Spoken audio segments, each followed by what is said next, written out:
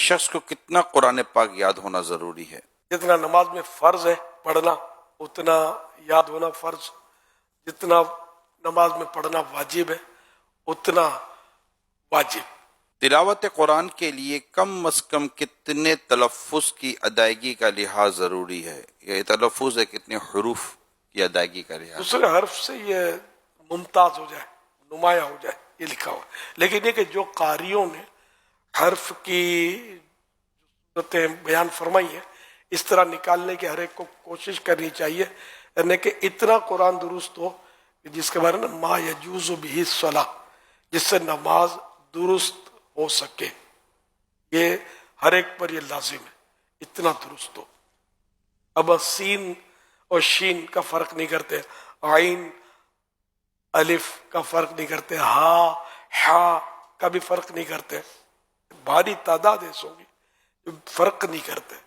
اعلیٰ حضرت امام احمد رضا خان رحمۃ اللہ علیہ فرماتے ہیں اتنی تجوید سیکھنا کہ ہر حرف دوسرے حرف سے صحیح ممتاز ہو فرض عین ہے، بغیر اس کے نماز قطعاً باطل ہے۔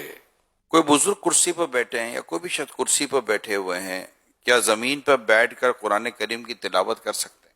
بے ادبی ہے۔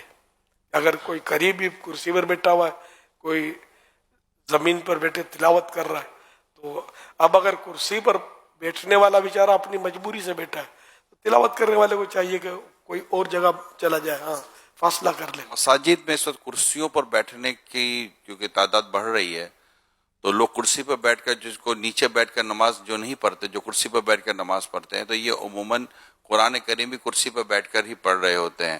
تو اب جیسے ایک صف بنی ہوئی ہے تو لوگ جیسے ماہ رمضان میں تلاوت کرنے کا رجحان بڑھ جاتا ہے، تو کیا کرسی پر ایک بیٹھ کر قرآن پڑھ رہا ہو، اس کی مجبوری ہے کہ وہ نیچے نہیں بیٹھ رہا، تو اب اس کے ساتھ کوئی نیچے بیٹھ کر پڑھے گا تو اس کے ساتھ پہ ایک دو کرسی والا بیٹھ کر پڑھ رہے ہوں گے، تو جیسے لائن لگی ہوئی ہے، تو اگر اس طرح مساجد میں کہیں ہو رہا ہو تو کیا یہ درست نہیں رہے گا؟